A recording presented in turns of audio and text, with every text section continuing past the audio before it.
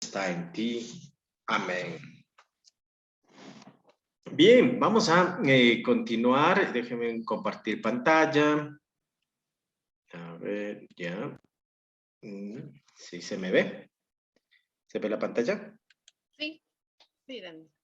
A ver, ahí sí, ya. Bien, vamos a entrar entonces un poquito a ver en nuestro segundo tema sobre la sinodalidad en los salmos. Y hay que tener en cuenta que la sinodalidad, como ustedes ya lo han de haber ido viendo a lo largo de estos días y también lo que nos han ido explicando en nuestra Iglesia Católica, está en este proceso de sinodalidad, de escucha, ¿sí? Tiene tres componentes concretos, ¿no? Una escucha, la comunión y el discernimiento, ¿sí? Encontrar, ¿sí? Que sería la comunión, encontrarse, escuchar, discernir. Son los tres grandes, llamo así, con las patitas de la butaca, ¿sí? Del taburete en el cual se asienta la sinodalidad. Bien, vamos a ver cómo es que los salmos generan estas situaciones. Bien, un primer detalle que vamos a tener presente, ¿sí? Un primer detalle que vamos a tener presente nosotros es que estamos en un caminar, ¿sí? Estamos en un caminar concreto. Los salmos siempre es un caminar. Hemos estado explicando que los salmos, sobre todas las cosas, expresan un caminar de vida, expresan un camino de fe, expresan una historia del pueblo de Israel, la historia personal. En definitiva, todo esto es un caminar, pero este es un caminar juntos en la misma dirección. Eh, Tanto el ser humano que él levanta su oración, que eleva su oración de agradecimiento, su oración de petición, lo que está haciendo es enrumbándose con Dios para juntos mirar la misma situación. No es que el hombre esté para un lado y Dios para el otro lado. ¿Sí? Los dos quieren caminar en una misma dirección, en un mismo sentido. Esta es una característica muy especial de los salmos. Y la idea que cuando nosotros hacemos oración es esa, ¿no? O sea, la idea cuando le decimos cualquier petición, cualquier situación que le decimos a Dios, lo que queremos es que, a ver, Dios, mira, tú estás viendo para este lado, vamos a ver a este lado, acá. Mira, estas son mis intenciones, esto es lo que yo quiero, por aquí quiero yo caminar. Entonces, siempre hay algo que pasa, ¿no? Que Dios siempre se une a nuestro camino, ¿sí? Y se sale con la de Él, si vale decir el término, ¿eh? Entra con la de nosotros y se sale con la de Él. Porque la idea no es que tanto tengamos lo que nosotros pedimos. Señor, yo quiero un carro. Señor, yo quiero $1.000.000. No es que me va a dar $1.000.000, no es que me va a caer el carro encima, ¿sí? Pero Él se une con nuestro pedido, con nuestra necesidad, con nuestra intención. Y luego va orientándonos hacia dónde tiene que ir esa intención, orientándonos la vida. Una segunda característica es que Dios jamás teme caminar con el hombre. Sí, jamás teme caminar con el hombre. Sí, Dios siempre está al lado del hombre. Claro, Dios nos hizo, cuando nosotros creyentes, Dios nos hizo, Dios sabe de qué pata cojeamos, Dios sabe de lo que somos. No es que necesitemos que le digamos, como dice el Salmo 139, mi palabra aún no llega a mi boca y tú ya la conoces completa. ¿Sí? Yo no me formaba en el vientre de mi madre y tú ya me conocías todos mis tejidos. Él no teme unirse con el hombre. Podemos ser la peor rueda del coche. Podemos ser lo que seamos. Dios está con nosotros. Eso hay que tener bien claro. Esa es una dimensión muy clara de Dios. Aunque para muchas personas esto resulte un poco medio herético y decir, no, pero es que Dios ama a los buenitos. Sí, Dios ama a los buenitos, pero Dios vino, Jesús dice, yo vine, necesitan médico los enfermos, no los sanos. Sí, y Él deja las 99 y va a buscar a la que está descarriada, porque ese no teme caminar con el hombre, no teme buscar al hombre, estar con el hombre en la circunstancia que sea. Imagínense qué pasaría de nuestra vida si Dios nos va botando en la situación que estamos como planeta Tierra. ¿Sí? Hace tiempos hubiéramos caído. ¿Y qué tal si Dios empieza a cobrarnos cada una de las cosas que nosotros hemos hecho? Y si empieza a juzgarnos por todas nuestras cosas, ¿quién es declarado santo? Nos va a decir la palabra de Dios. ¿Quién puede ser declarado bueno ante ti? Como decimos, Él está dispuesto siempre a caminar con el ser humano. Dios está dispuesto a caminar con el hombre. Se mete en ese riesgo, se entra, está dispuesto a jugárselas todas por el todas, ¿sí? Con el ser humano. Él no se excusa en eso que dice, no hace falta. Siempre se ha hecho así. Dios no se esconde en ese punto. Sí, Dios no se esconde en ese punto, porque eso es parte de su ser como Dios. Entonces, la oración y esto de los salmos es parte de este encuentro, de este caminar. ¿Sí? Ahora, veamos un poquito más. El encuentro con Dios, el encuentro a través de los salmos, con Dios, con el otro. El salmo nunca es una reflexión teórica de los problemas. Sí, se hablaba del Salmo 88, que como decía el padre, después de escribir el Salmo, seguro que se pegó un tiro el que escribió el Salmo. Sí, porque es la desolación en su máxima expresión, es la frustración de la vida en su máxima expresión. Sí, lo único que le falta es que le falle hasta el veneno. Sí, sí, quiso matarse y no le funcionó. Sí, lo único que le falta es eso. Pero no es que el Salmo esté explicando, oye, a ver, ante este problema, ante esta situación, sabes que los problemas y las situaciones funcionan de esta forma. No explica eso el Salmo. Jamás los Salmos explican eso. Sí, lo único que hacen es expresar el problema, expresar la situación. Decir, aquí pasa esto, aquí sucede esto. Eso es parte del encuentro, parte de la sinodalidad, ¿sí? Es decir, a ver, vamos a reunirnos para hablar y conversar sobre estas cosas, no vamos a pedir explicaciones. Simplemente esto pasa, esto pasa, esto pasa, esto pasa, esto pasa. Los salmos son eso, la oración es eso. ¿Quién cuando está haciendo oración se pone a explicar a Dios los motivos, causas, circunstancias de por qué estoy sin plata? Nadie. ¿Quién se pone a explicar a Papá Dios por qué entré en esta enfermedad? No, nadie. ¿Sí? Nadie. Simplemente, Señor, estoy sufriendo esta enfermedad, ayúdame. No nos interesa saber culpables o inocentes o por qué se dieron. Simplemente estoy viviendo esto. Y eso es el salmo. Y eso es parte del encuentro. En el encuentro uno comenta, esto estoy viviendo. El otro escucha. El encuentro en el Salmo es estar con el Señor. ¿Sí? Y uno cuando ora, procura estar con Él.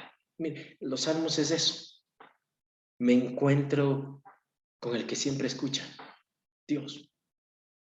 Él no me va a cerrar la puerta. Así que a veces nos ponemos un poco preocupados y molestos porque no nos responde rápido. ¿Cuántas veces tengo que orar? Dice, oren con insistencia, dice Jesús. Oren con insistencia. Y pone el ejemplo muy claro de la viuda, ¿sí? Que cuestiona a este magistrado para que le haga justicia. ¿Sí? ¿En qué momento el magistrado hizo justicia? ¿Después de cuántas peticiones? ¿Después de cuántos encuentros? No nos dice la Biblia, lo único es que la viuda insistía, jodía y jodía la vida hasta que el magistrado dijo, no, voy a hacerlo porque si no, esta señora en el próximo encuentro que me da en la calle me tira piedrazos. De que de una vez. Lo mismo pasa con Dios. Eso es lo único que a veces puede pasar, ¿no? Es decir, que no me da una respuesta. Ojo, no es que no me da una respuesta, sino que no me da una respuesta a lo que yo quiero que me dé. Pero el Salmo está propiciando ese estar con el Señor. Y claro, Hoy, por ejemplo, no estamos juntos físicamente, pero estamos a través de esta virtualidad en la misma sala. Estamos favoreciendo un encuentro, estamos dando una relación con el otro. Lo mismo los salmos. Cuando hacemos oración con los salmos, en cualquier parte del mundo, estamos orando con nosotros. Y la oración a la larga es ese encuentro. Muy bonito las oraciones que se hace por la unidad de los cristianos cuando de todas las confesiones se unen para orar. Hay una idea, hay un principio, hay un objetivo. Nos reunimos creyentes y no creyentes de todos los colores, sabores y olores para orar. Porque es un encuentro con el otro. La oración permite ese encuentro con el otro. Es dar un espacio a la oración, a la adoración y a los frutos del Espíritu de Dios. El apóstol Pablo nos va a decir muy claro, ¿no? Nadie dice Abba, Padre, si no es por el Espíritu de Dios.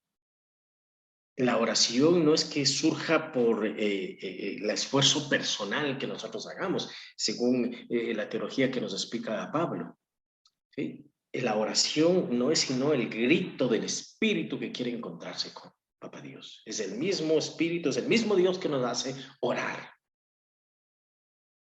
Entonces, la oración no es otra cosa sino parte de este encuentro, aunque sea motivado por el mismo Dios, pero es el que nos permite encontrarnos. La oración es un espacio de encuentro. Es un espacio y por eso nosotros damos espacio. Yo no puedo orar en 5 segundos. Tengo que darme un espacio. Tengo que detener mi vida.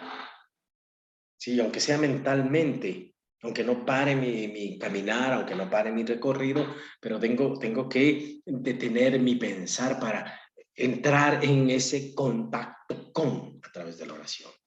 Parece que Liria tiene levantada la mano.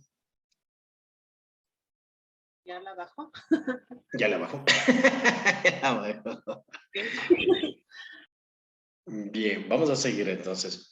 Decíamos entonces que es de crear este espacio de encuentro, ¿no? Es enfocar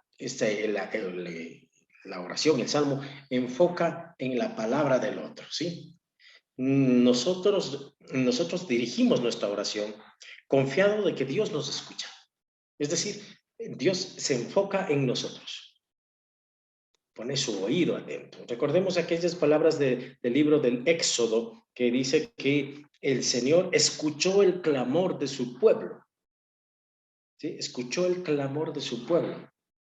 Vemos las actitudes de Jesús que escuchaba los gritos del ciego que gritaba por ahí, escuchaba, llamen, o sea, es Dios que escucha, enfoca, afina el oído para escuchar al otro. Y también de parte de nosotros, al dialogar a través de la oración, enfocamos qué es lo que surge, porque normalmente cuando uno ora, espera una respuesta.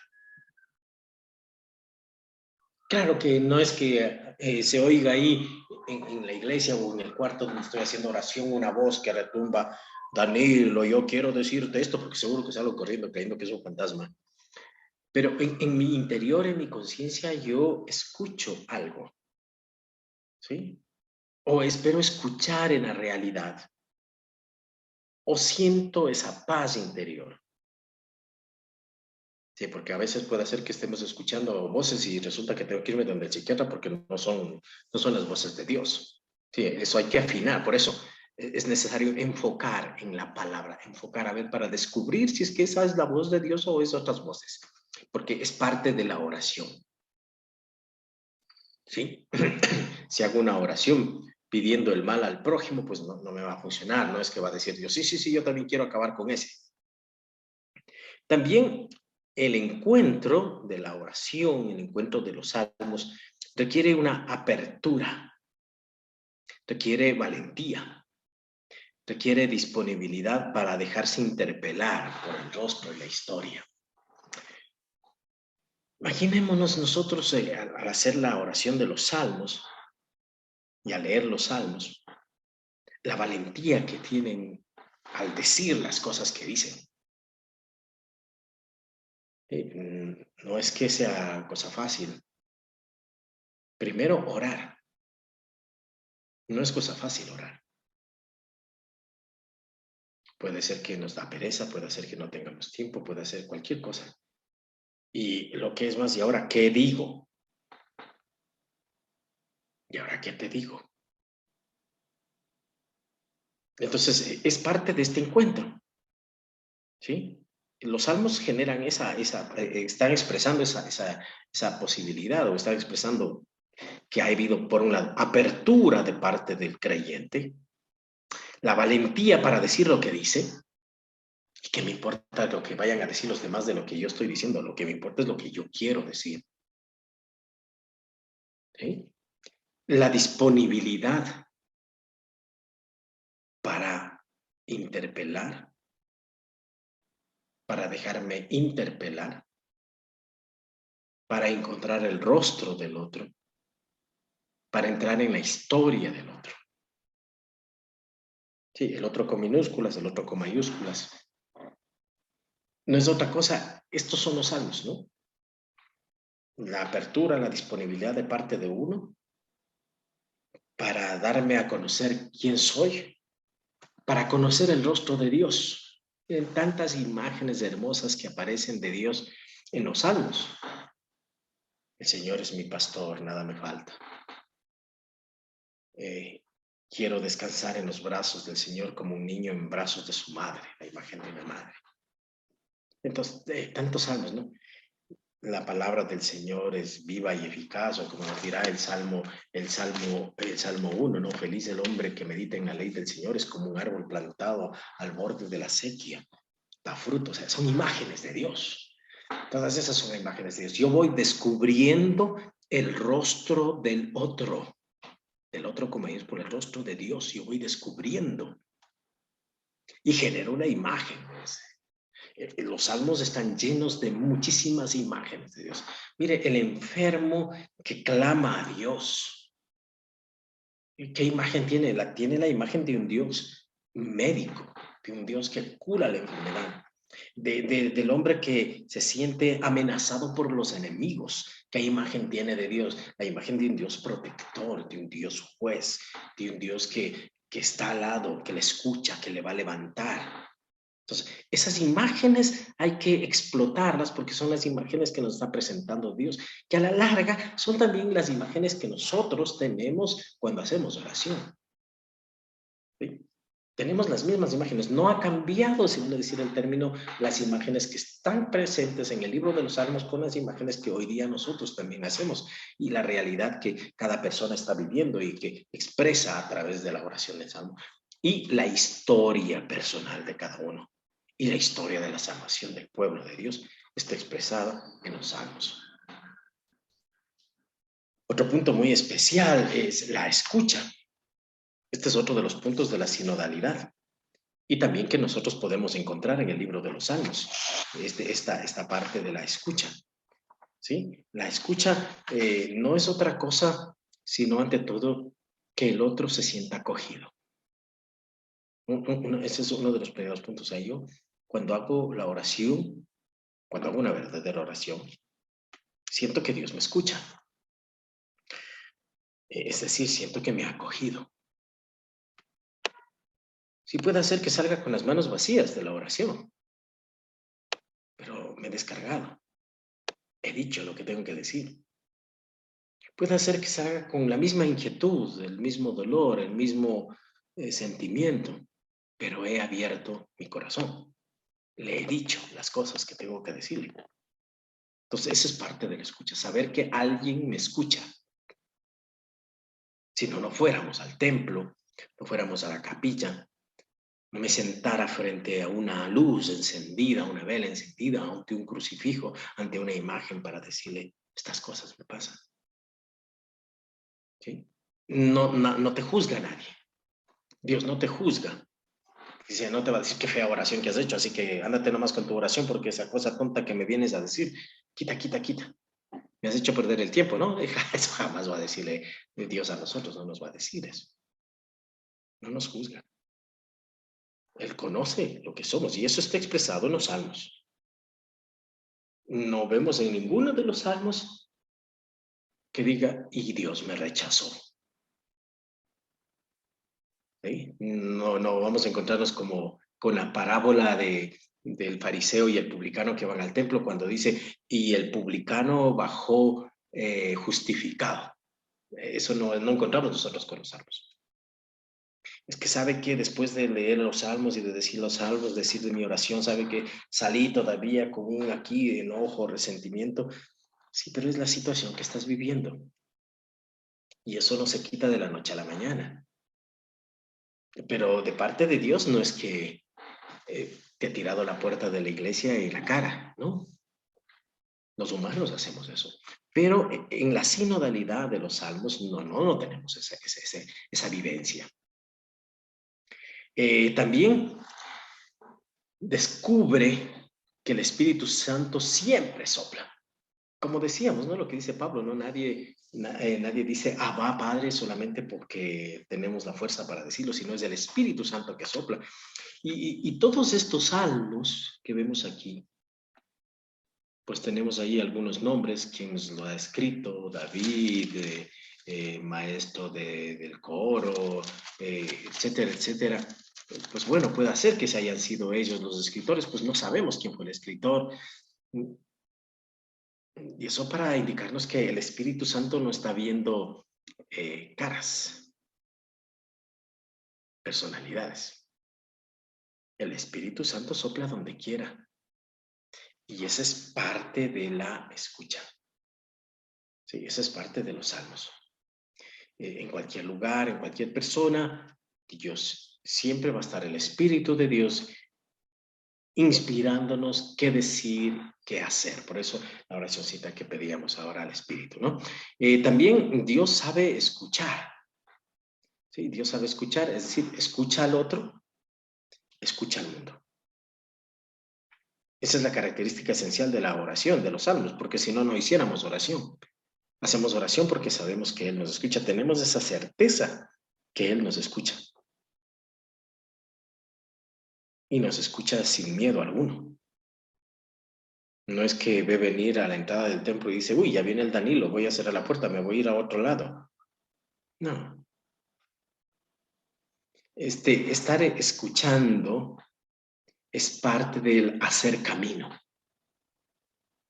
Compartir con otro. Y esas cosas vamos a encontrar nosotros en los salmos.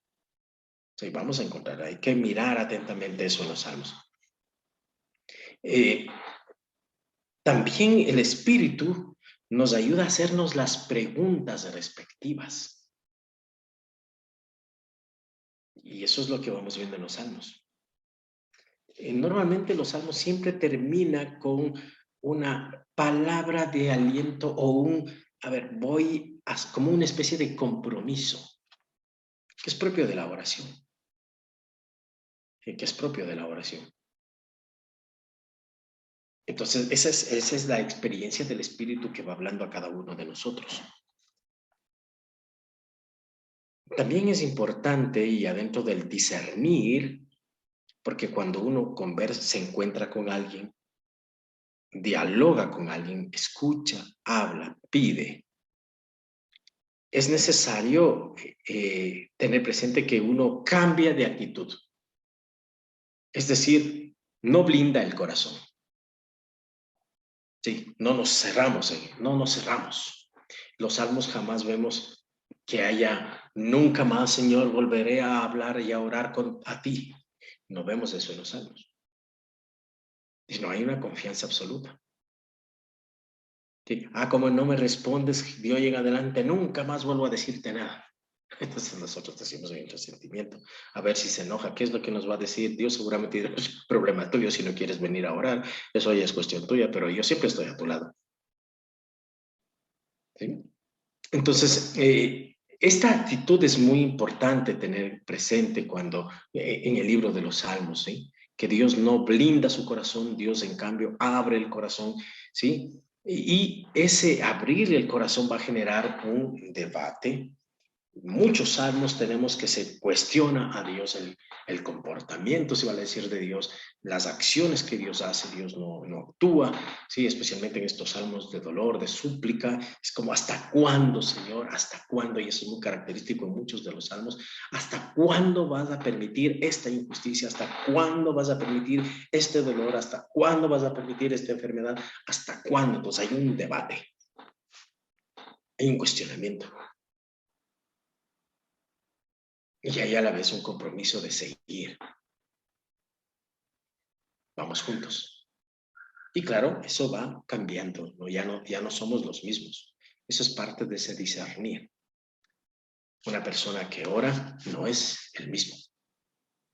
Una persona que ora es alguien que es como que estuviera subiendo gradas. Voy subiendo.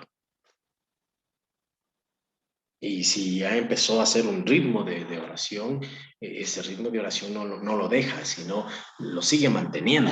Eso es como cuando uno aprende a manejar bicicleta, no se olvida, siempre lo va a hacer. De una u otra manera, tarde o temprano, vuelve a retomar el camino de la oración. Sí, porque es un debate, es un camino, es un cambio.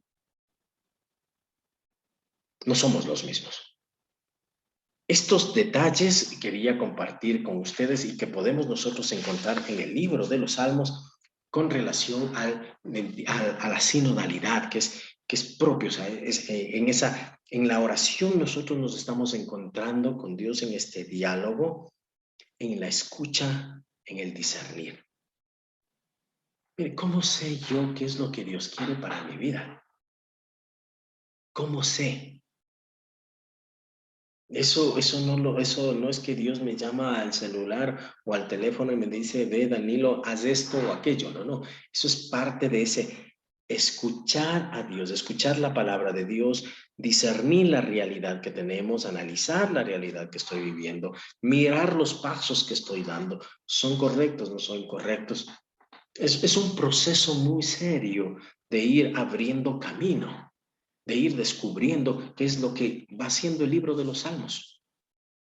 Por eso vamos a ver varios temas en el libro de los Salmos, diversos temas. Ya nos decía Padre Laure, ¿no? Hay temas históricos, nos habla acerca de la realidad del pueblo, la historia del pueblo. La gente discierne la historia que va viviendo en su pueblo. La gente discierne su vivencia de la enfermedad. La gente discierne su religiosidad popular, sus peregrinaciones. La gente discierne su experiencia cotidiana. ¿Sí? Porque abre su corazón a través de la oración para analizar la realidad. Esto es una cosa muy importante que debemos tener en cuenta de los salmos. Nos enseñan cómo orar, no tanto a repetir el salmo, sino a escuchar a Dios, analizar la realidad que vivo. La oración debe partir de la realidad concreta que vivo, desde mis necesidades, etcétera, etcétera. Pero a la larga yo me voy a dar cuenta de que puedo pasar pidiendo 10,000 años $1,000,000. No me va a caer el $1,000,000, pero voy a tener oportunidades para tener lo necesario y el pan cotidiano. Entonces, no es que me cayó el $1,000,000, pero yo tengo que aprender a descubrir que detrás de esa posibilidad de trabajo que me dio, está dándome el pan de cada día, no tanto el $1,000,000. Ojalá te encuentres. ¿Sí? Me está dando la posibilidad de ser justo. Me está dando la oportunidad de hacer acciones de solidaridad. Pero es el orar.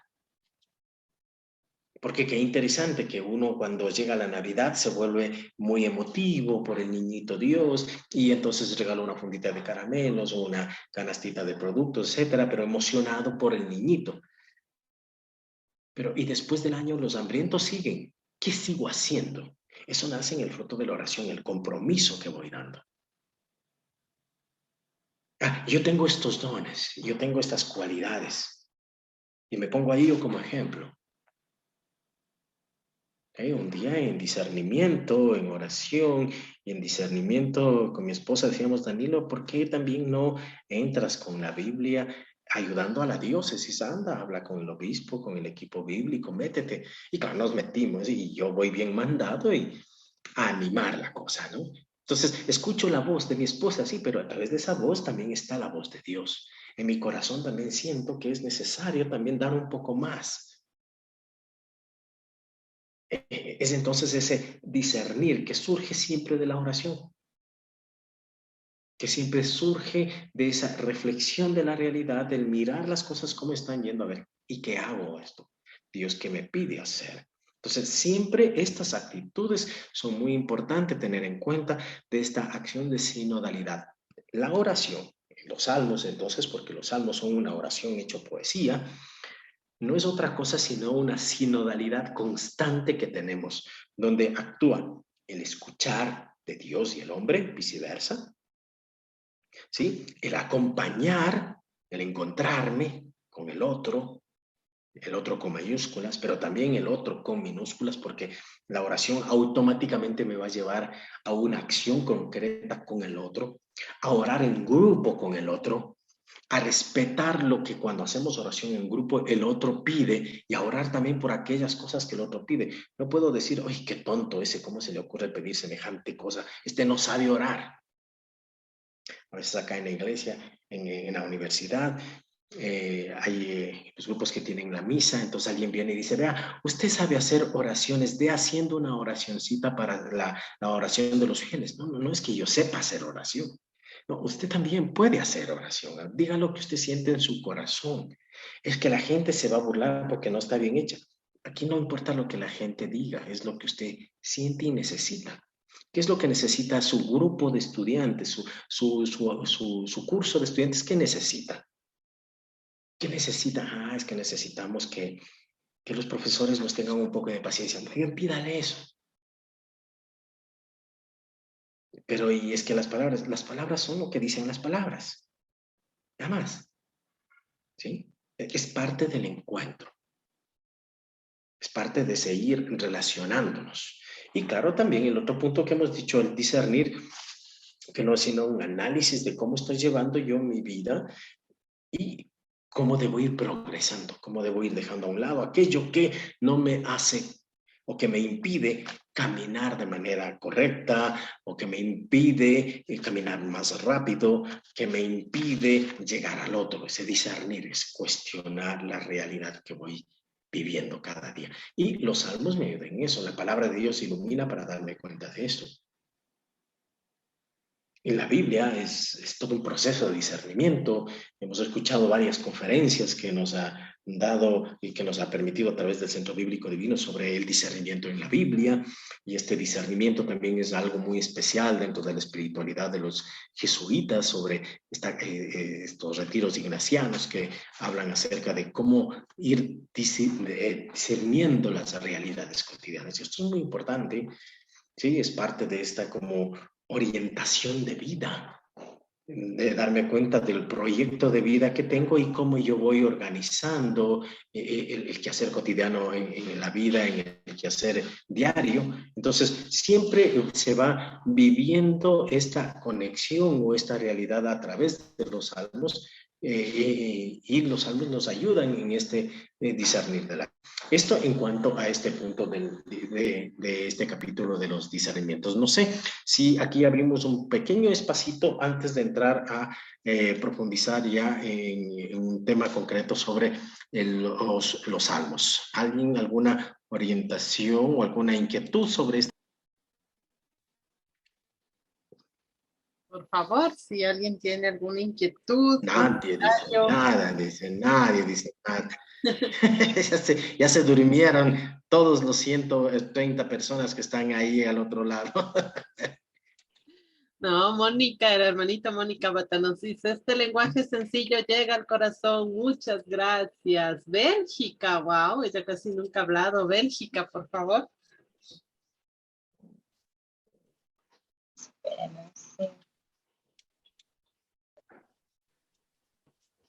Ahí tiene alguien levantada la mano. A ver, ¿qué es lo que nos quieren decir? Ay, Bélgica, Jimena, ¿qué nos quieren decir? Por favor. ¿Qué tal? Buen día. Tengo una pregunta ahorita que estamos tocando el tema de la oración, ¿verdad? A veces en circunstancias hemos escuchado de que para hacer una buena oración se necesita prácticamente como que digamos paso, digamos. Ya, pero yo quiero manifestar, ¿existe una forma correcta como para hacer una oración y llegar hacia Jesús, que obviamente todos necesitamos y queremos que nuestras oraciones sean escuchadas? Pero ¿existe una forma o simplemente debemos de dejar que nuestro corazón aflore, obviamente, de lo más profundo de nuestro corazón, y esa sería nuestra oración más esencial, digamos? A ver, Bélgica, no sé si es que puedo responder la situación. Imagínese a las personas que están viviendo la guerra ahora en este momento en Ucrania o en cualquier otra parte del mundo que digan, vamos a hacer oración, por favor, que no caigan las bombas mientras hacemos oración. O sea, es imposible, ¿sí? No se pueden. O sea, la oración no es que exija, bueno, o sea, sería genial, chévere, si es que hubiera un ambiente propicio de paz y que no haya bulla y que solo suene pajaritos, o sea, sería, pero la oración no es tanto el ambiente que hay alrededor, que ayuda sí, pero no es que necesariamente depende de eso. Lo que usted bien ha dicho es muy claro, o sea, la oración va a depender de yo abro mi corazón, lo que nos dice en esta parte de la sinodalidad, es decir, yo sé que me va a escuchar y yo tengo que decirle las cosas con la sencillez, no dándole vueltas al asunto. Sí, no dándole vueltas al asunto. Sí, mire, los salmos que estamos haciendo el estudio, pues vemos cómo el salmista va expresando así como le sale. Y eso hay que tener en cuenta, ¿no? A ver, es que Dios se va a reír de las cosas que le digo. Me va a decir que soy un tonto porque le estoy pidiendo estas cosas. No, dígale lo que usted necesita y siente, y como siente. Como eso decíamos, vea, si tiene ganas de llorar, llore. Si tiene ganas de gritar, grite. Si tiene ganas de reclamarle y tirarle de los pelos a Dios, hágalo. Pero hágalo, porque Él está con usted. Él salió al encuentro a través de la oración, a través de los salmos, es lo que vemos en los libros de los salmos. ¿Tiene alguien por ahí? Jimena. Buenos días, gracias por la oportunidad. Yo tengo un aporte. Soy catequista y incluso me ha tocado trabajar con personas adultas que dicen, yo he orado a Dios y nunca me he escuchado. O a los niños dice, ¿para qué orar si las veces que yo le he pedido después no me cumple? Lamentablemente yo les doy un ejemplo, tal vez que sea esto como una ayuda, que papito Dios no es cajero automático, que quiero tanto y me das eso y tanto. Esa es una referencia grande. Entonces, eso ha sido motivo de que las personas cambien su criterio en lo que vendría a ser la oración o la petición hacia Dios. Ese es mi aporte. Gracias. Gracias, doña Jimena. Muy claro el ejemplo. Sí, Dios no es un cajero automático, donde meto la tarjeta y me sale lo que... Puede hacer que sea cajero automático, pero resulta que no tengo fondos, así que por más que meta la tarjeta y le pida, no tenga los fondos. Sí, entonces, bueno, muy bien, gracias. El ejemplo está muy bien. Eso sí es verdad. O sea, uno tiene que... como digo, o sea, el hecho de que Dios no me dé lo que, como decíamos, ponía el ejemplo, ¿no? Si yo le pido $1 millón y ya llevo 5 años pidiendo $1 millón y no me sale nada, voy a dejar la oración. No, tal vez estoy yo pidiendo mal. Tal vez estoy pidiendo demasiado. ¿Qué tal si pido solamente $5? A ver, es que a mí me funciona. O sea, no sé, o sea, es parte de ese discernimiento, es parte de ese diálogo. ¿Estoy pidiendo bien esto? ¿No estoy pidiendo bien? O sea, es esa conversa, esa sinodalidad que tenemos a través de los salmos y de la oración, porque estamos en ese mundo. Sí, alguien más tenía, Yulisa y una persona más, y después vamos a continuar con nuestro tema. Bien, buenos días con todos. Muchas gracias por esas maravillosas palabras que usted nos ha dicho en este día. Y yo concuerdo que cuando uno ora y pide con el corazón, me ha sucedido. Muchas veces uno se llena de ese Espíritu Santo y sí termina por llorar. Me ha pasado que muchas veces uno pide siempre lo mismo, pero al pedir uno siempre lo mismo, el Espíritu Santo te llena tanto que derrama lágrimas. Y ahí es cuando uno se da cuenta que el Señor está oyéndote, que el Señor está pendiente de ti. A pesar de que muchas veces no lo veamos, pero lo sentimos. Y me ha pasado que yo lo he sentido. Y he llorado como una niñita, incansablemente, pero porque he sentido que el Señor está oyéndome y está a mi lado abrazándome. Últimamente, en este tiempo de pandemia, he pasado por muchas situaciones y el Señor me ha estado ahí consolando.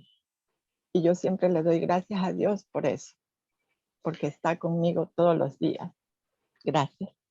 Gracias, Yulisa, muy, muy claro, ¿sí? Su ejemplo, su mensaje nos está expresando esa confianza.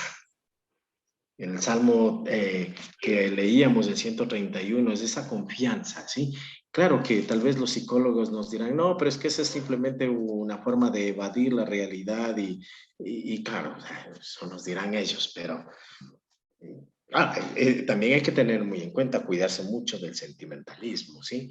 También cuidarse mucho del sentimentalismo. La oración no es solamente una cuestión de sentimentalismo, sino también es cuestión de maduración de la persona.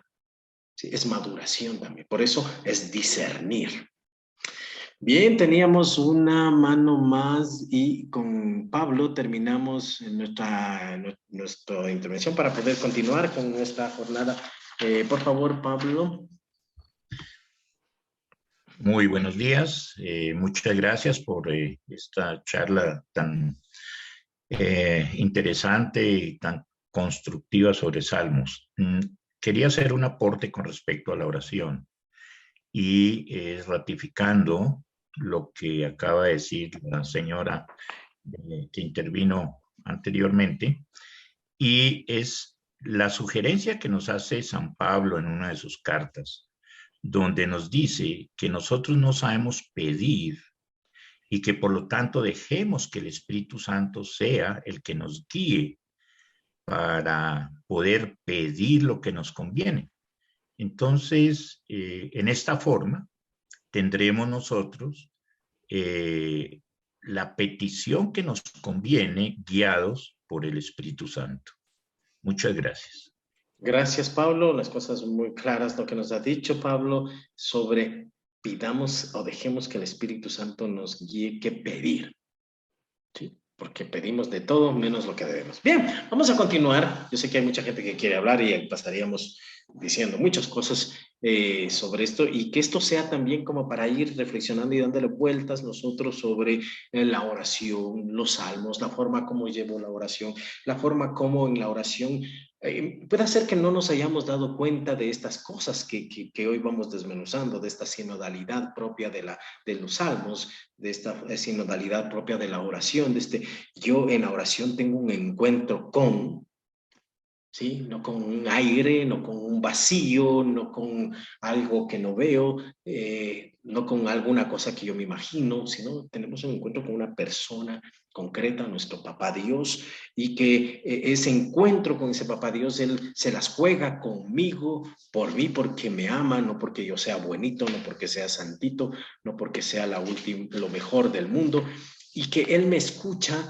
que claro, que el Espíritu de Dios es el que debe animar y debe orientarme qué es lo que yo debo pedir, sí, pero todas las cosas que yo tenga que decirle, tengo que decirle.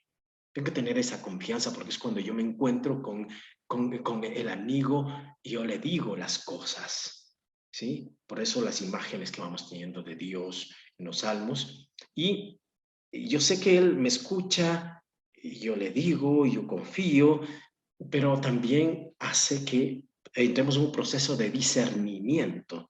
La oración es crecimiento, la oración debe hacernos crecer, la oración no debe achicarnos espiritualmente, la oración debe alimentar nuestra espiritualidad personal, nuestra espiritualidad comunitaria. Yo puedo ser alguien muy orante, pero resulta que no quiero entrar a vivir en mi comunidad, en mi parroquia, no quiero llevarme con los catequistas, no, o sea, entonces, ¿qué pasa con mi espiritualidad? Mis oraciones no funcionan, o sea, la oración siempre tiene que abrirme, la oración siempre tiene que ponerme en contacto y en relación con los otros. Esa es la función de los salmos. Por eso es que los salmos todavía nosotros seguimos rezando en la liturgia de la Eucaristía. ¿sí? Porque es la oración del pueblo de Israel, la oración que se hace actual hoy día y es la respuesta que damos a la palabra de Dios.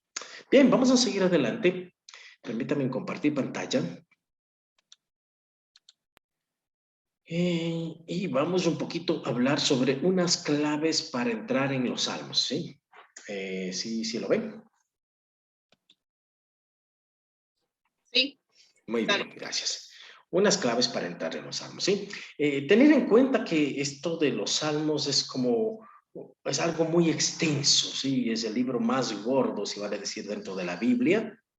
150 salmos, no son cualquier cosa. Pero así más, hay que tener en cuenta que hay otros 150 salmos repartidos en la Biblia. No le aparece la palabra salmo tal, salmo 160, no. Son oraciones que encontramos nosotros. Y hay salmos entonces en el Nuevo Testamento y salmos del libro de los salmos, entonces hay muchísimos salmos que nosotros tenemos. Y así vamos a comparar un poquito a los salmos como una especie de un río que nace en un manantial y va a terminar en el mar, ¿sí? Entonces es una cosa extensa. Y por eso vamos a ofrecer a través de estas imágenes unas claves para entrar en el libro de los salmos, ¿sí? Bien, vamos primero a entrar en el río de los salmos y vamos a ir del manantial al mar, ojalá podamos ver, ¿no? Y lo primero que vamos a poder ver es, yo quisiera que escuchen esta pequeña reflexión. A ver, déjenme ver.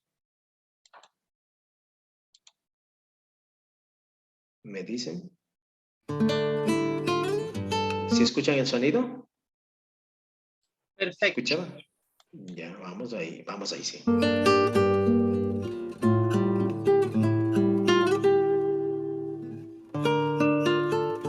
Al final de una cena, un famoso actor declamaba algunos textos para entretener a los invitados. Al terminar, todos pidieron una pieza más. Un sacerdote preguntó al actor si conocía el Salmo 22. El actor respondió: sí, lo conozco, y estoy dispuesto a recitarlo con una condición, que después también lo recite usted. El sacerdote tímidamente accedió. El actor hizo una bellísima interpretación, con una dicción perfecta. El Señor es mi pastor, nada me falta. Al final, todos aplaudieron con fuerza. Llegó el turno del sacerdote.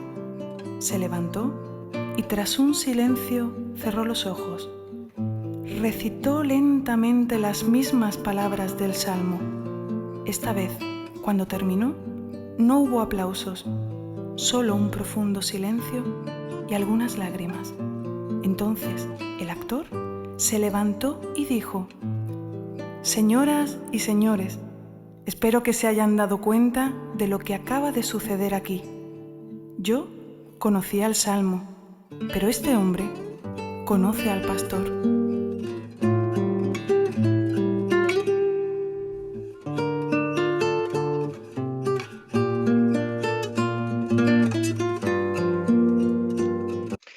Bien, este hombre conoce el Salmo.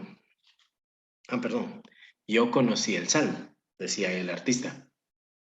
Este hombre conoce al pastor. Y eso es la primera parte que vamos a tener en cuenta cuando hablamos acerca de este recorrido que vamos a realizar a través de estas ventanas. El primer punto de partida es el manantial. Vamos a ver como un manantial, ¿no? ¿Qué es un manantial? Aquí tenemos la imagen de un manantial, ¿no? Algo que surge, que está dentro de la tierra y de la cual va a salir el agua, ¿sí? Entonces, en la naturaleza, el manantial es el agua que corre en el subsuelo. No se ven los manantiales. Sí, están bajo tierra. ¿Y cómo se descubren los manantiales? Pues los descubren a través de perforaciones que uno hace para poder encontrar los manantiales. Hay algunas características especiales para poder uno descubrir dónde se encuentra un manantial. A veces ya hay un pequeño ojito y entonces dicen, por aquí debe haber adentro un río subterráneo que va corriendo. En los salmos, ¿cuál es el manantial?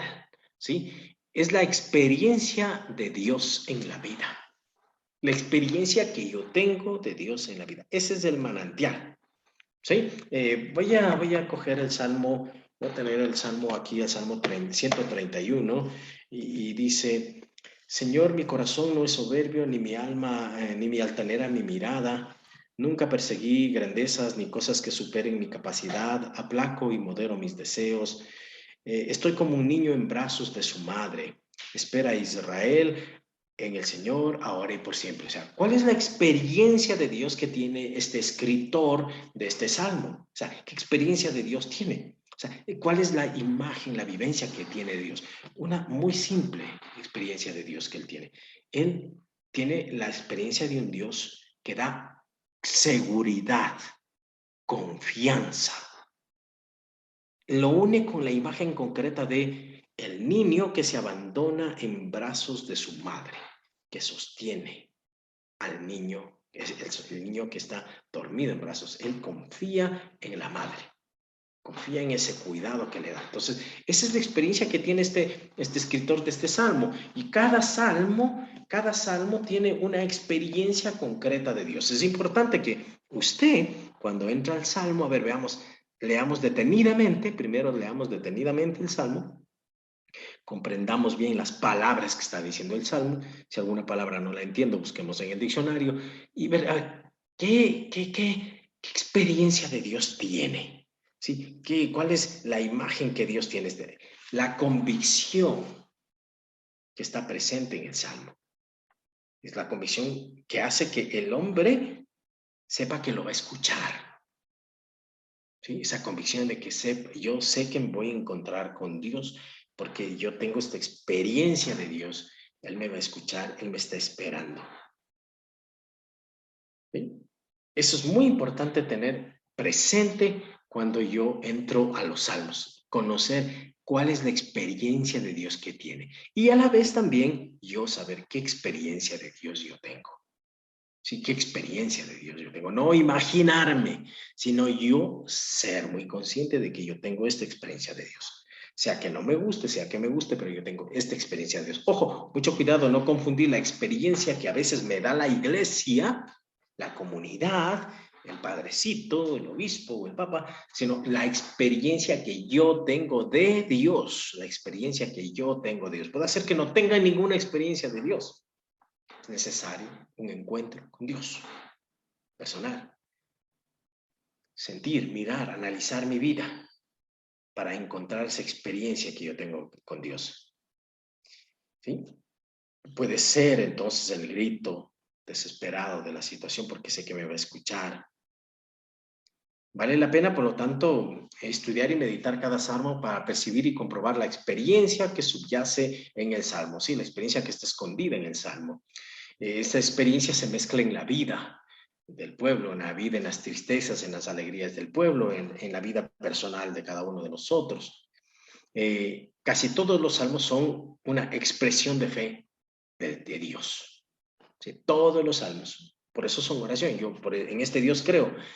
¿Qué es la forma correcta o incorrecta? Pues eso, no estamos aquí para juzgar. Tampoco la sinodalidad juzga si es una forma correcta o no. Señor, yo quiero que te vengues de mi enemigo. Lo arrastres a mi enemigo. A ver, destruye a estos niños. Voy a destruir, agarrar a estos niños y darles contra la roca. Esta es una imagen equivocada de Dios. Pero es la imagen que la persona tiene. ¿Sí? Esta imagen que la persona tiene es su experiencia que tiene de Dios. Se expresa, ya hemos dicho, en gritos de dolor, en gritos de alegría, y conviene verificar el porqué del grito del pueblo, el porqué del grito del salmo, el por qué se escribe el salmo, qué hay en el interior. Dice el salmista que hemos escuchado en Salmo 131, aplaco y modero mis deseos como un niño en brazos de su madre. ¿Qué experiencia está viviendo? Seguramente él está siendo tentado, si vale decir la palabra tentado, a que a subírsele la mostaza a la cabeza. Tal vez tiene un puesto de poder y ese puesto de poder o de mando no le está permitiendo relacionarse bien con las personas, y por eso dice, no, señor, estoy dejando mi humildad a un lado. A ver, no, tranquilo, a ver, siéntate, reconoce quién eres, por favor, respira, relájate.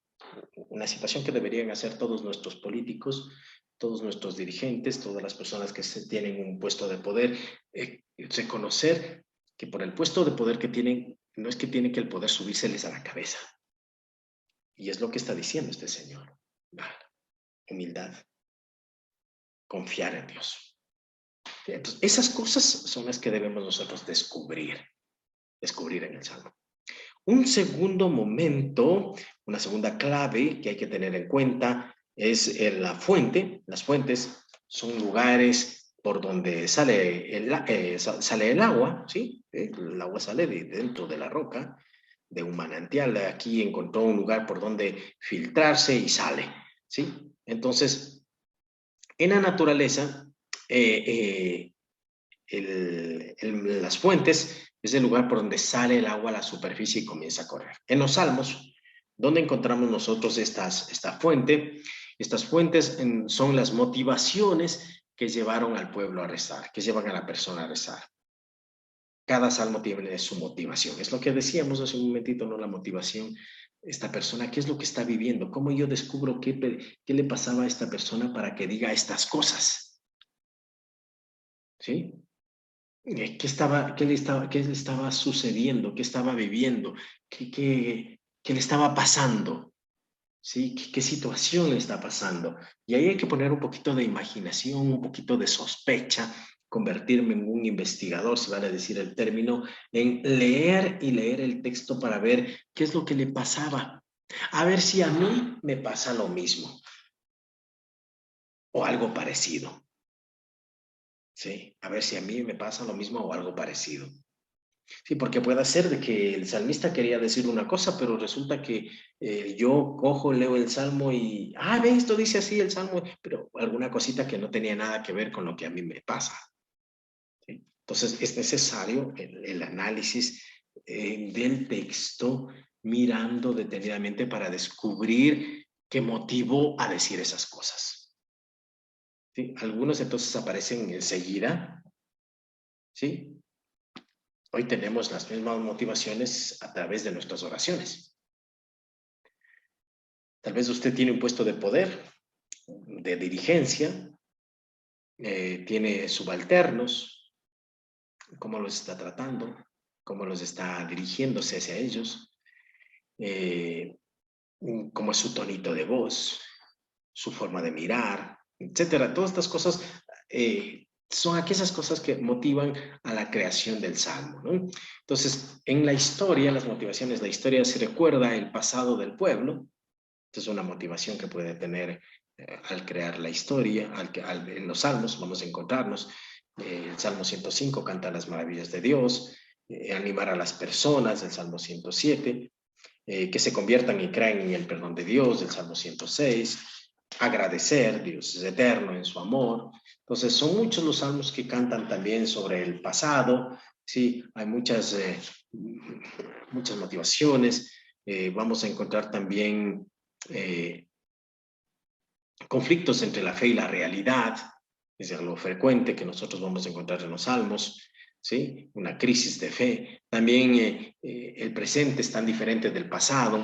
Esto también nosotros encontramos, ¿sí? Dios ha cambiado, los malhechores salen victoriosos, seguiré el ejemplo de ellos o no seguiré. O sea, tantas cosas o situaciones que nosotros podemos encontrar en los conflictos entre la fe y la realidad.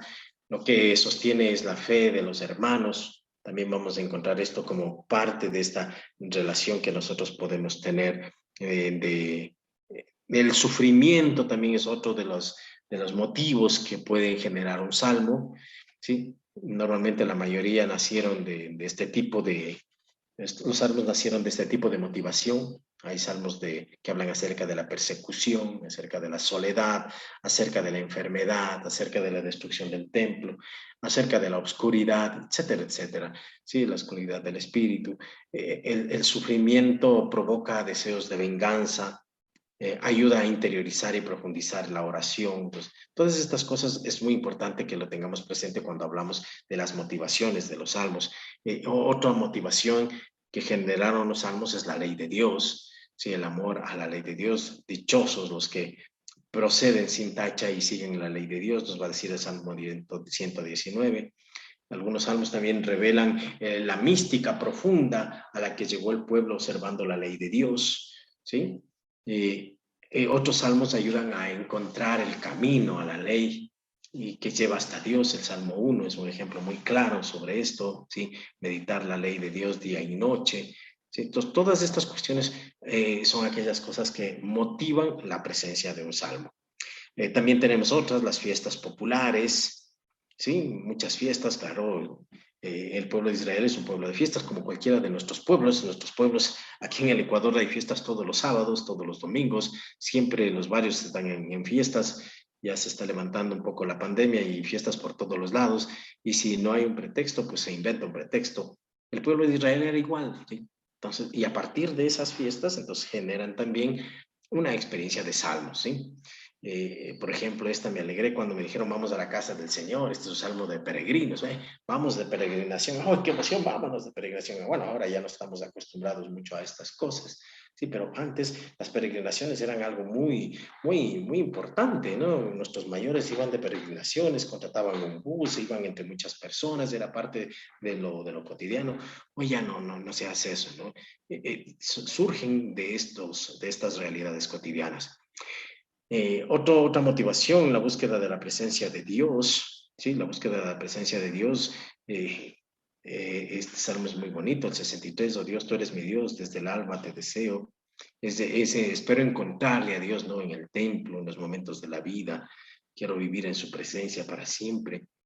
Es la búsqueda de Dios. Otra motivación también es la nostalgia, ¿sí? La nostalgia que me da el templo, la nostalgia que le da el pasado, la nostalgia de Dios, la patria. Esto podemos nosotros encontrar en el libro de los Salmos, ¿sí? El pueblo de Israel que vive el exilio, sí, que vive el exilio, que está desterrado en Babilonia, esto de la gente que está viviendo en el extranjero, siente nostalgia de su tierra, de su comida, de sus fiestas, ¿sí? Y es lo que pasa. Sí, también a nosotros nos ha sucedido cuando hemos dejado nuestros países por algo motivos, extrañamos y hacemos una oración recordando aquellas cosas. Lo mismo pasaba al pueblo de Israel. Extrañaba su templo, extrañaba su historia, extrañaba encontrarle a Dios, extrañaba su tierra, ¿sí?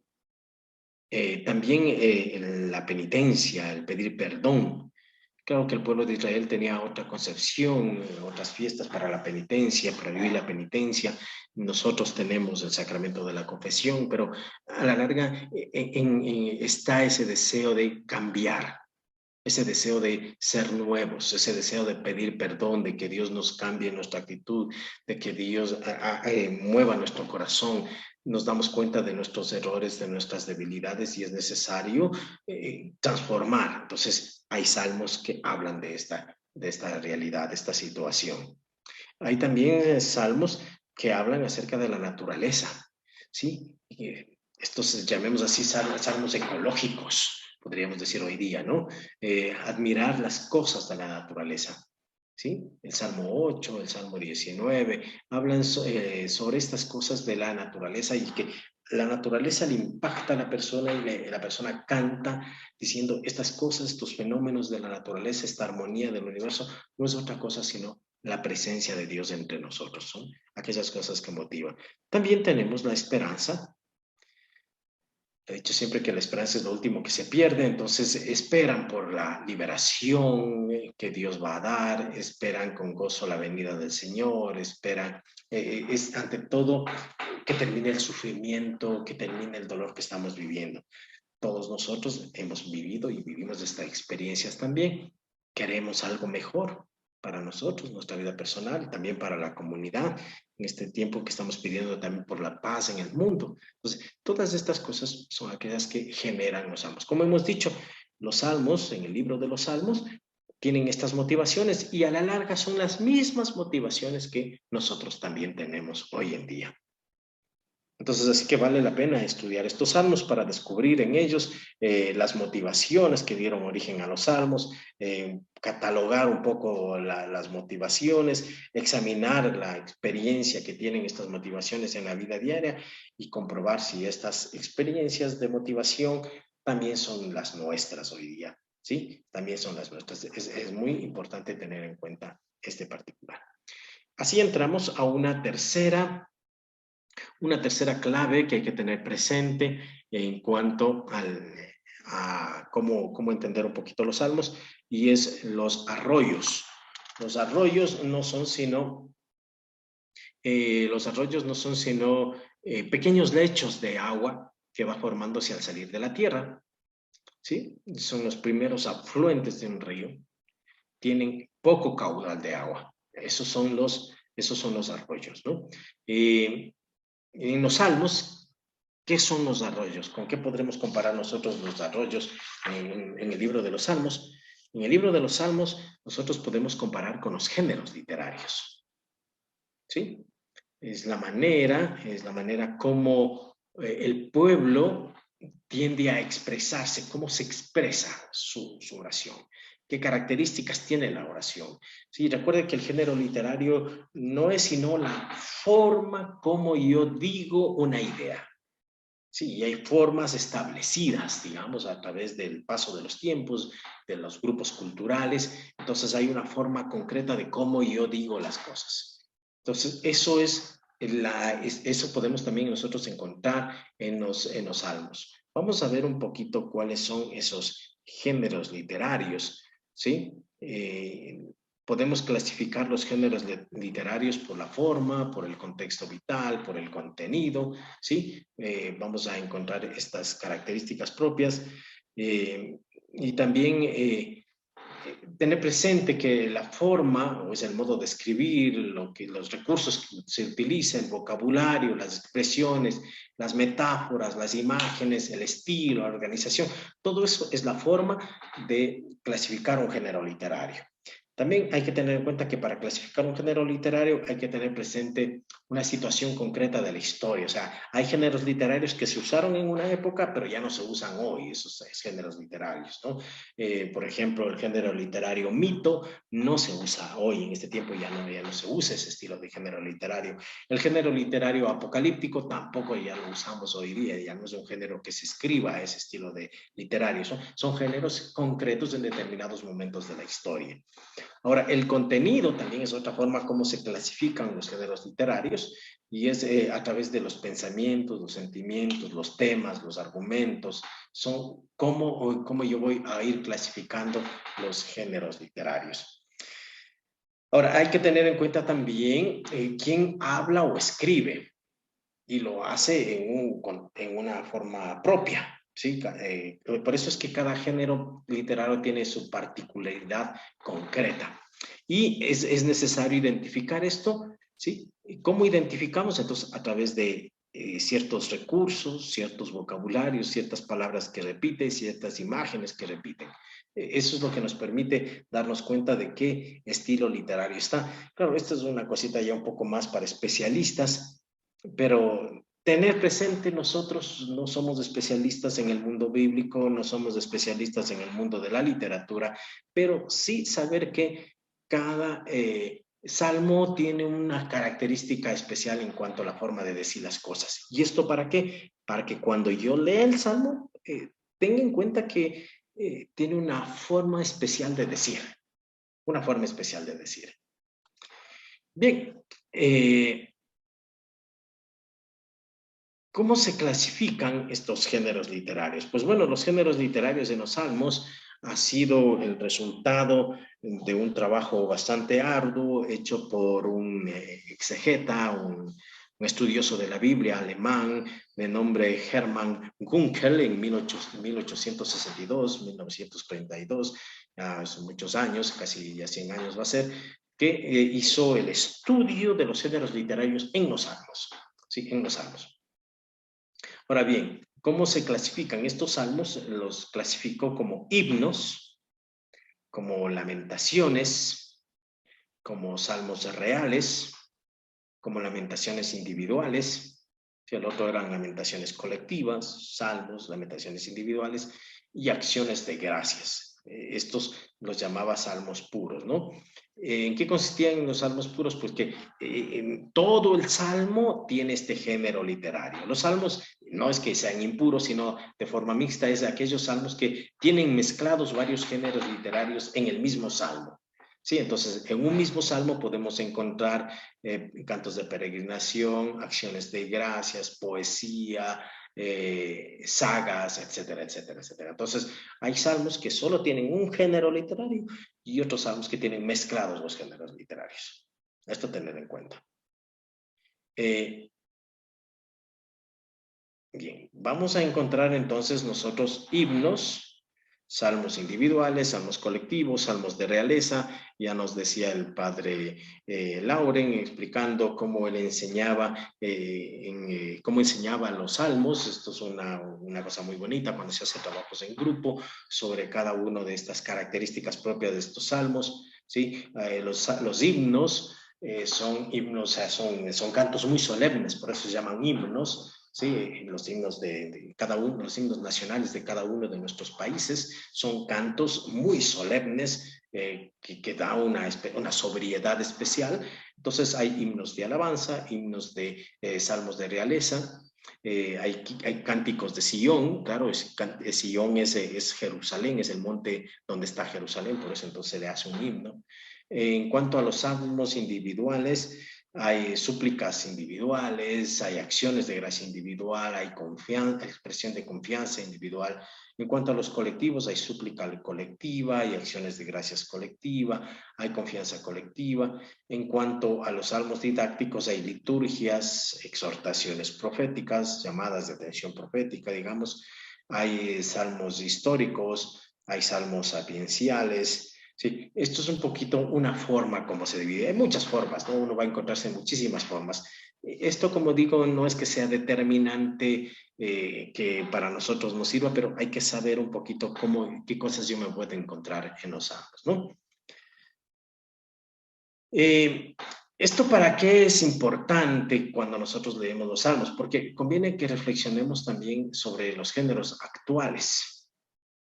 Sí, nosotros tenemos hoy, por ejemplo, cánticos religiosos, oraciones que podemos hacer como bendiciones a través de coplas, a través de nuestras músicas, en el caso del Ecuador, pasos dobles, tangos, vals, salsas, merengue, etc. Hay muchos cantos religiosos que tienen esto y tienen esa misma valía, si vale decir el término, que los salmos.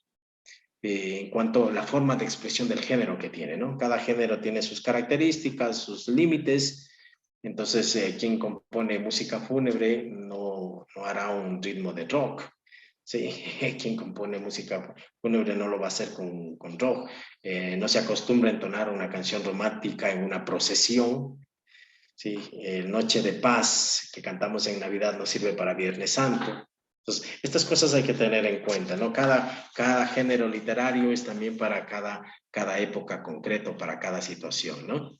Entonces, por eso es que es importante tener en cuenta este particular. Por ejemplo, cuando uno está en una misa de acción de gracias y le pone en una misa de acción de gracias y dice, voy a leer el Salmo 88, seguro que se pega un tiro en media misa, porque el Salmo 88 estaba hablando de dolor y la misa es de acción de gracias, o sea, no cuadra, ¿no?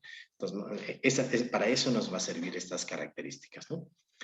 Entonces nos habla es necesario ver las características literarias de cada salmo, las ocasiones que se debe usar este salmo por el género literario y también tener en cuenta nuestra experiencia actual, ¿sí? Y descubrir así la forma como el pueblo se expresaba y cómo también nosotros nos expresamos. Otra forma de comprender los salmos es tener en cuenta Otra de las claves es entender el Salmo como una especie de un río. A ver, ¿cómo decimos que usando esta imagen? El río en la naturaleza es una corriente de agua que se forma con las aguas de los arroyos, ¿sí? Es decir, recordamos que los arroyos eran los géneros literarios. Hay que tener en cuenta que el río recorre todo el país, ¿sí? Toda una región. En los Salmos, ¿cómo podríamos identificar esto? Que la oración recoge y riega toda la historia. Sí, veíamos cómo los géneros literarios que se usaban anteriormente o con los cuales están expresados dentro de los salmos, recogen toda la historia, toda la vivencia del pueblo. Entonces, los salmos son eso.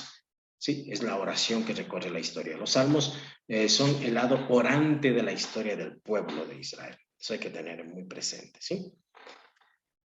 Entonces, algunas situaciones en las que podamos tener en cuenta sobre este punto sirven como fuente de inspiración.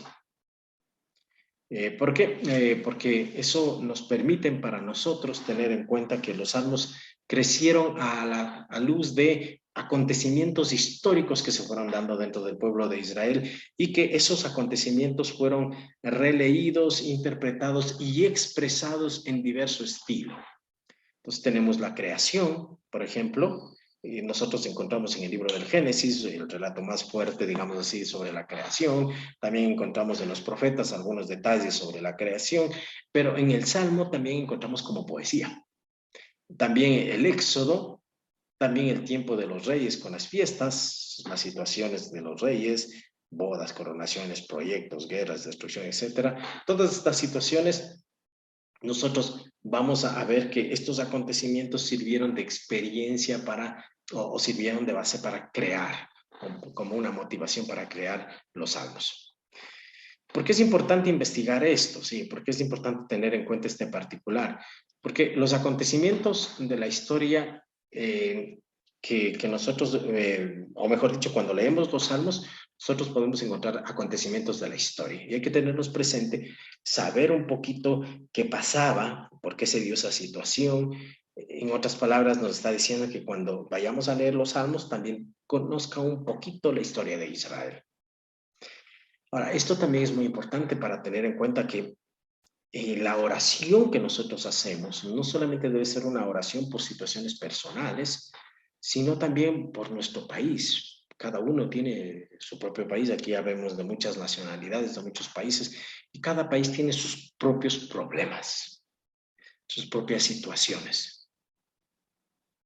Sí, puede ser que los políticos oren, pero mejor si oramos nosotros por ellos, ¿sí?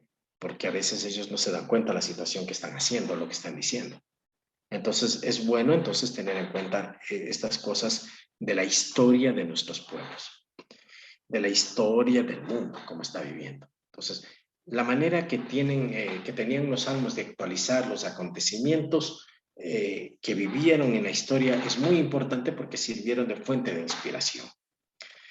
Y a la vez, a través de esa forma, ¿qué se hacía? Se alimentaba el espíritu de pertenencia al país, a mantener viva la memoria del país, algo que a nosotros nos hace falta.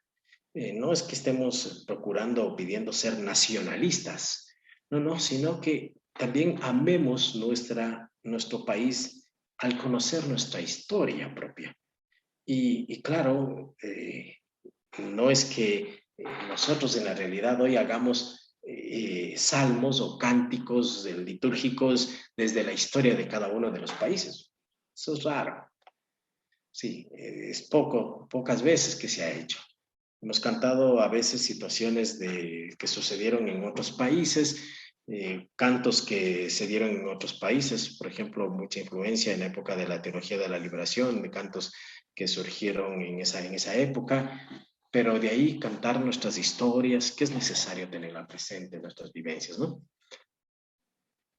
Otra de las formas que hay que tener en cuenta, entonces aparte de la historia, de la realidad cotidiana, que también se expresan en los salmos, es esta otra imagen que vamos a ver, ¿no? Los salmos son como un barco, vamos a descubrir el barco. En la naturaleza, los barcos reciben carga, reciben pasajeros y los llevan de un lado al otro de su destino, ¿no?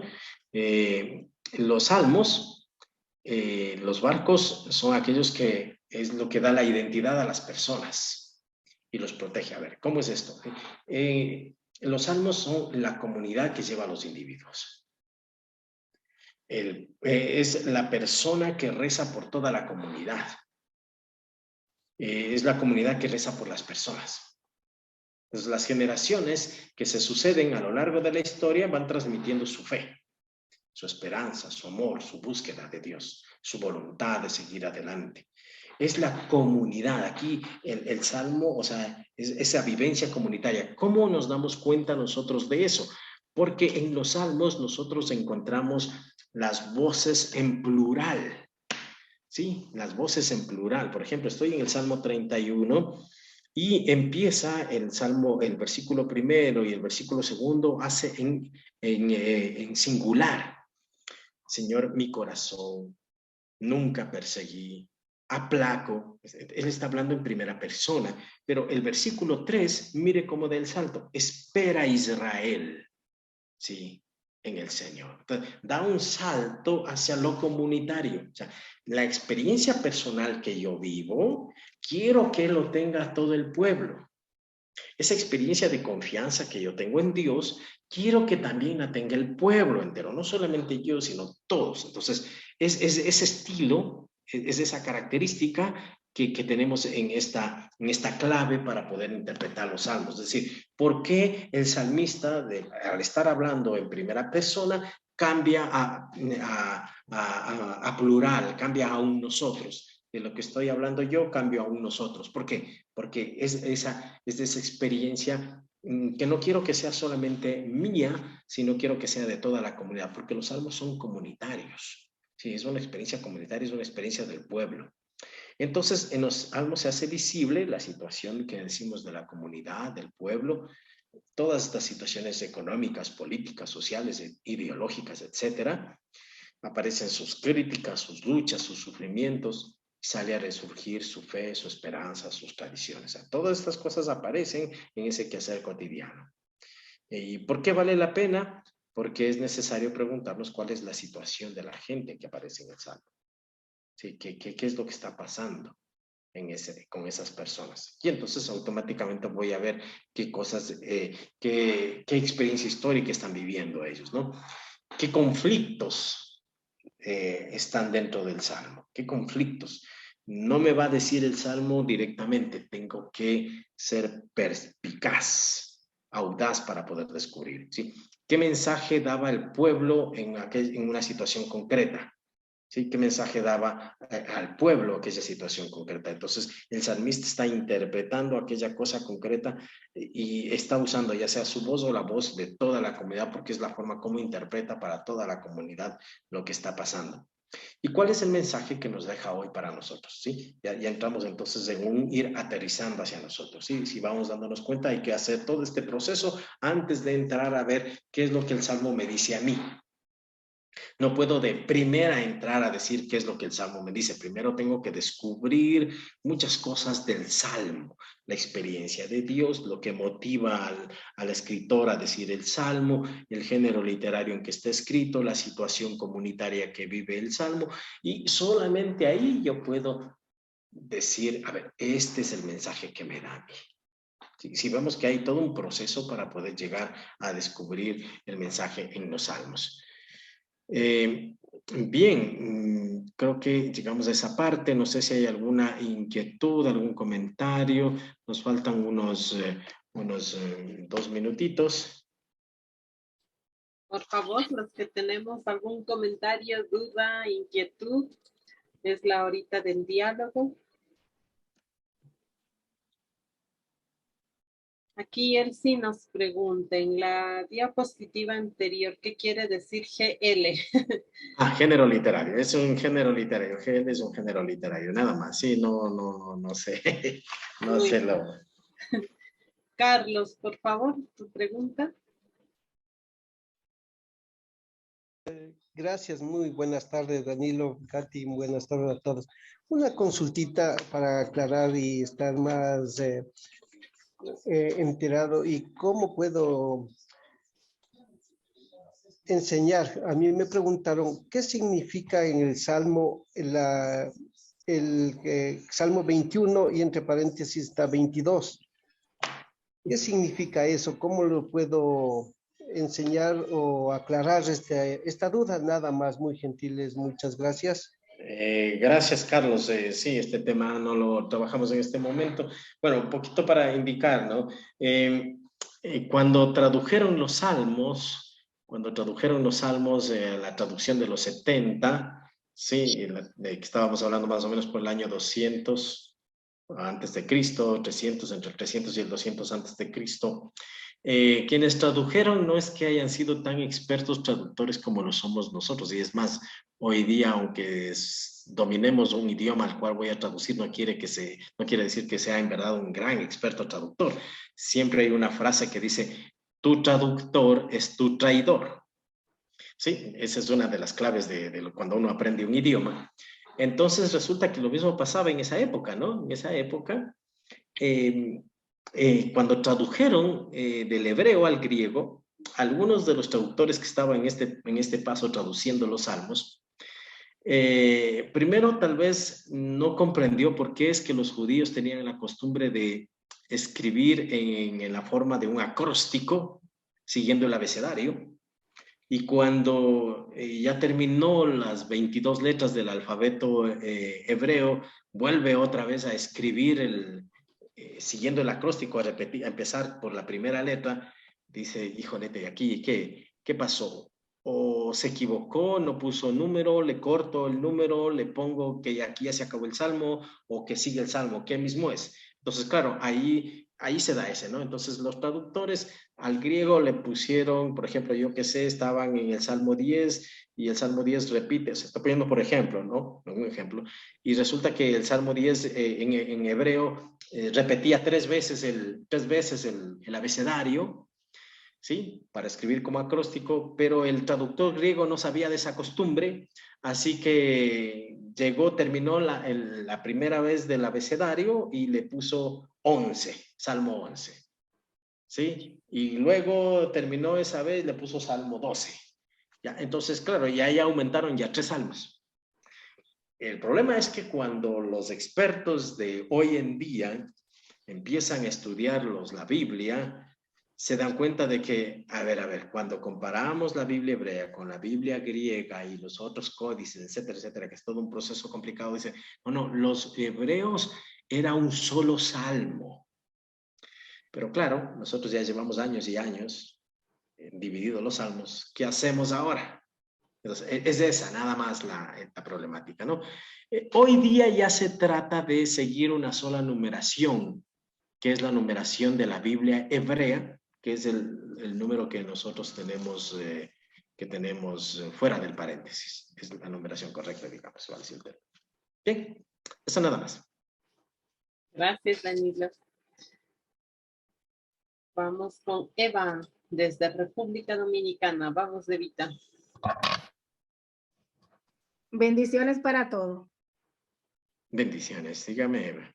Uno piensa que cuando uno empieza a leer un libro, uno piensa que uno va bien, pero me he dado cuenta en esta clase que hasta que una persona profesional de más experiencia le explique a uno no entiende tan bien, uno lo saborea más. De ahora para adelante yo tengo que volver para atrás a leer los salmos porque son tan sustanciosos, tan hermosos, que me he enamorado más. Pero mi pregunta es, cuando estamos leyendo un salmo, ¿por qué no decimos palabra de Dios? ¿Se puede decir amén o palabra de Dios? A ver, ¿qué le diré, Evita? Diga como quiera, esas cuestiones litúrgicas de palabra de Dios o no palabra de Dios. Pero no, hay que ser muy respetuosos de la liturgia. Y claro, en la liturgia de la misa nos dice que a los textos que no son salmos y que son del Antiguo Testamento, digamos, palabra de Dios, y a los evangelios, solamente a los evangelios, digamos, palabra del Señor, y a los salmos, digamos, gloria al Padre, al Hijo y al Espíritu Santo. ¿Sí? Cuando terminamos de leer.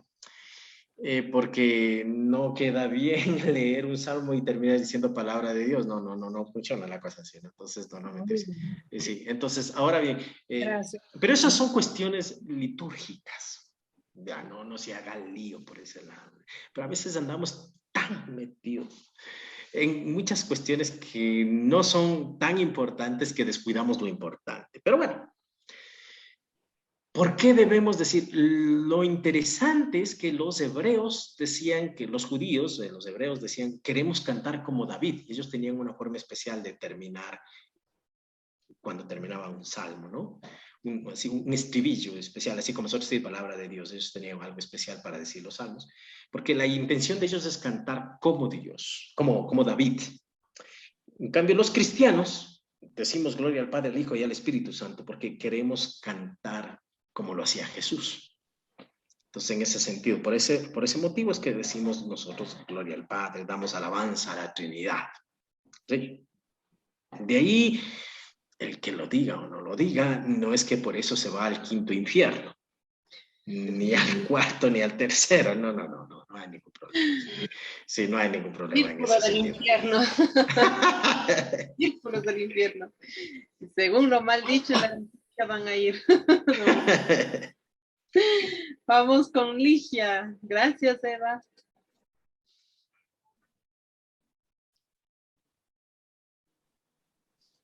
Ligia. Ligia dejó levantada la mano y se fue. Se fue al quinto infierno. Se fue